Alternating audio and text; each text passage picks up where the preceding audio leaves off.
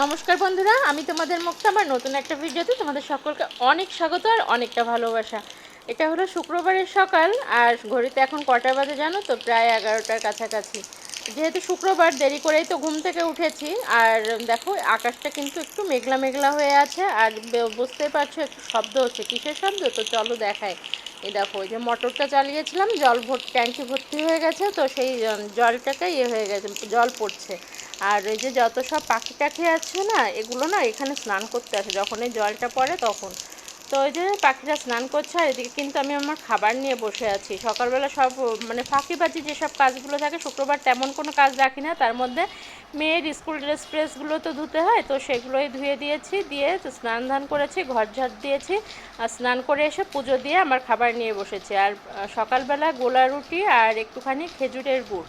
তো খেজুরের গুড়টা না ফ্রিজে রেখে দিয়েছি, যার কারণে কোনো গন্ধ হয়নি, কিছুই হয়নি, বেশ ভালো থাকে, একদম ফ্রেশ থাকে। তো খাওয়া দাওয়া কমপ্লিট, আর মেয়েও খেয়ে নিয়েছে। গতকাল ট্যাংরা মাছ রান্না করেছিলাম, সেটা খেয়ে নিয়েছে, সেটা দিয়ে ভাত খেয়ে নিয়েছে। আর বরমশাইকে রুটি আর আলু ভাজা করে দিয়েছিলাম। আর এই যে এখন দুপুরে রান্নাবান্না জোগাড় করছি। এটা হলো দেশি মুরগি। তো দেশি মুরগিটা কার কার পছন্দ আর কার কার অপছন্দ আমাকে বলো তো। আমার কিন্তু খুব যে পছন্দ তা না, কিন্তু আমার বরমশাইয়ের ভীষণ পছন্দ। কিন্তু আমার একটা ডাউট ছিল যে এটা দেশি মুরগি হবে কি না। কারণ কি জানো তো, দেশি মুরগিতে না অনেক এতটা তেল হয় না বা হয় না, এর মধ্যে না চর্বি ছিল প্রচুর। আর ওই যে দেখলে না, দেশি মুরগির যে মুরগির পেটের ভেতরে যে ডিম হয়, ওই সেই ডিমের ছিল। তো যাই হোক, এখন যে আগের দিন রাতে এটা ম্যারিনেট করে রেখেছিলাম, জিরে, আদা, কাঁচা লঙ্কা, শুকনো লঙ্কা দুটো মিক্সড করে বেটেছিলাম। রসুন, পেঁয়াজ কুচি টুচি সব কিছু দিয়ে ম্যারিনেট করে রেখেছিলাম, যার কারণে দেখো এখন কষতে কষতে বেশ সুন্দর একটা কালার এসে গেছে। আর এখন একদম অল্প করে আঁচ দিয়ে তারপর কিন্তু কষাচ্ছিলাম, আর যার জন্য হাফ সেদ্ধই মনে হচ্ছিল যেন হয়ে গেছে, কিন্তু না, এটা আমাকে বহুত ভুগিয়েছে। প্রথমে একদম ফুটন্ত জলের মধ্যেই দিয়েছিলাম, একদম ফুটে ওঠার পরেই টাইম দিয়েছিলাম 12 মিনিট না 15 মিনিট মতো টাইম দিয়েছিলাম, কিন্তু তারপর খুলে দেখি সে মুরগি মশাই তখনও সেদ্ধ হননি। তারপর আবার ফিরে 10 মিনিট মতো দিলাম, আর ততক্ষণে আলুর অবস্থা গলে কাহিল। যাই হোক, ভোগান্তি হলেও তারপর মুরগিটা ভীষণ টেস্টি হয়েছিল। তো এই যে এবার দিয়ে করে নিচ্ছি এখন। কুকিং টাইমে দিয়ে দেবো, দিয়ে আমি রান্নাঘরের বাদবাকি কাজ সেরে নেবো। কী হয় বলো তো, রান্নাঘরের কাজ যদি তখনই সেরে না নিই না, পরে না যে আর ইচ্ছা করে না। আর যা গরম হচ্ছে, এই যে দেখলে না তখন মেঘ, আবার কিন্তু পর মুহূর্তে আবার যেন রোদ উঠেছিল, এরকম করে করে গরমটা হচ্ছিল প্রচুর পরিমাণে। আর এই যে জলের বোতলে না অনেক দিন ধরে জল রাখতে রাখতে একটা লালচে ভাব এসে গেছে, তো ভাবলাম আজকে যেহেতু অন্য কোনো কাজ তেমন নেই, তো ইয়েগুলো পরিষ্কার করে নিই। তো বোতল টোতলগুলো পরিষ্কার করে নিচ্ছি, নিয়ে জল ভরতে হবে। জল আনা হয়ে গেছে কল থেকে, যে বালতি ভরে জল এনে নিয়েছি। এখন এগুলো সারবো। আর আজকে রান্না বলতে তো শুধু মাংসের ঝোল আর ভাত। তো এই তো বোতলগুলো ধুয়ে উপর করে রাখলাম, রেখে এখন যেসব বাসনগুলো বেরিয়েছে, সকালের খাওয়ার যেসব বাসনগুলো রয়েছে, সেগুলোকে বার করে নিচ্ছি। তো সব কিছু রান্নাবান্না করে নিয়ে তারপর যখন কমপ্লিট করে বসলাম, তখন বরমশাই বলছে যে মেয়ের বার্থডে ড্রেসটা কিনে নিয়ে আসি।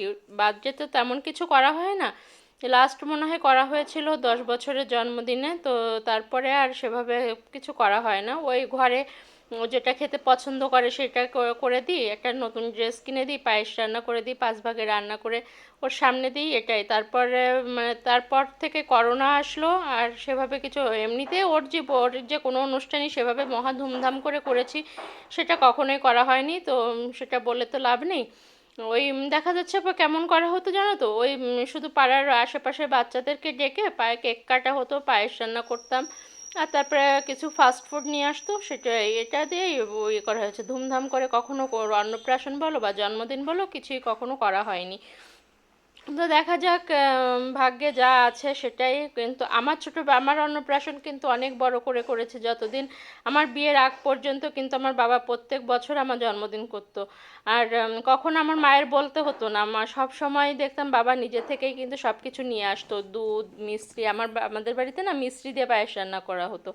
তো সব কিছু আমার বাবা এমনি থেকেই নিয়ে আসতো। তারপর যাই হোক সেসব কথা বাদই দিলাম, যা ইয়ে হয়ে গেছে, জলের বোতল টোতল সব ফ্রিজ ভর্তি করা হয়ে গেছে। এখন চালের যে ইয়েটা ধুয়ে নিচ্ছি, ভিজিয়ে রাখবো একটুখানি। আর প্রেশার কুকার আমি চাইলে বড়টা নামিয়েই নিতে পারতাম, কিন্তু কি জানো তো, মনে হয় যেন আবার আর একখানা প্রেশার কুকার বার করা মানে আবার সেটাকে মাজো ঘষো, বাপরে বহুত খাটনি।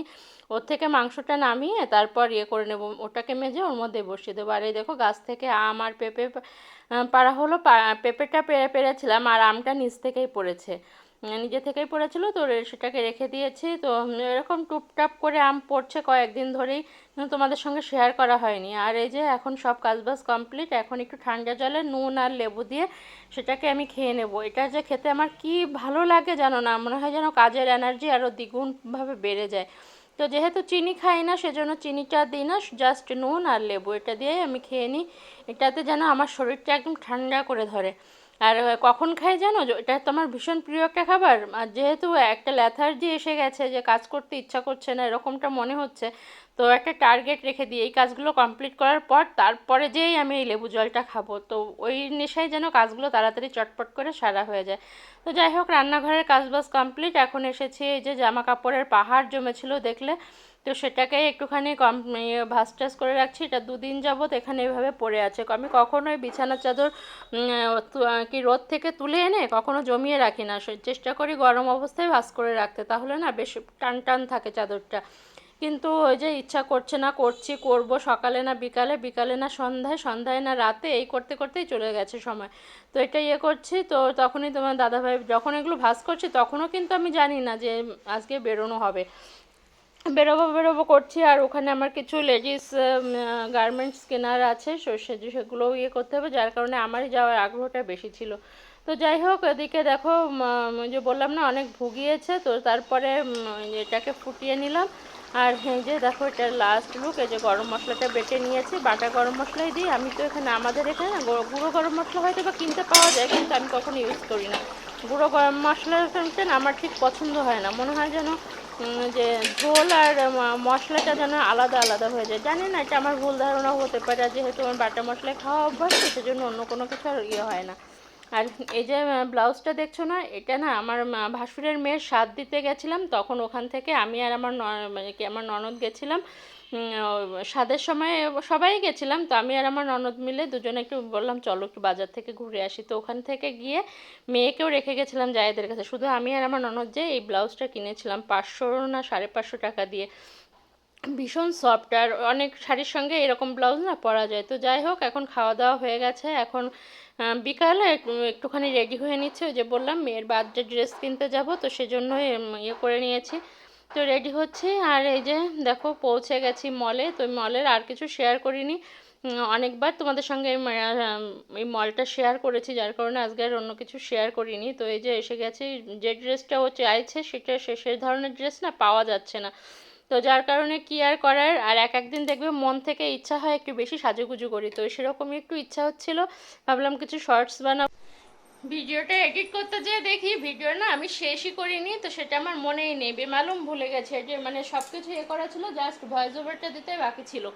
তো এখন দেখছি যেহেতু শেষ করিনি, তো ভিডিওটা শেষ করার জন্য এখন তোমাদের সামনে আসলাম, অনেক দিন বাদে সামনে এসে কথা বলছি। তো চলো তোমাদের বার্থডে ড্রেসটা একটুখানি দেখিয়ে দিই, ব্যাক ক্যামেরা করি।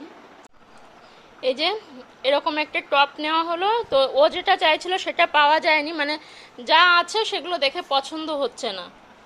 আর এই যে এই হলো পুরো ইয়েটা, টপটা এরকম জিন্সের সঙ্গে পরলে খুব সুন্দর লাগছে। ওকে পরা অবস্থায় আমি ভিডিও করতেই ভুলে গেছি, সেভাবে করা হয়নি, তাই তোমাদের এমনিই দেখিয়ে দিলাম। ড্রেসটা কেমন হয়েছে অবশ্যই কিন্তু জানিও, ঠিক আছে। প্রচণ্ড পরিমাণে গরম, আর পাখা অফ করে কথা বলতে পারছি না, প্রচণ্ড পরিমাণে গরম। গতকাল রাতে বেশ বৃষ্টি হয়েছে, কিন্তু ঠান্ডার কিছু মাত্র নেই, রোদের তাপ তেমন নেই, তারপরেও প্রচণ্ড পরিমাণে গরম, মেঘলা মেঘলা হচ্ছে, মনে হচ্ছে বৃষ্টি হবে।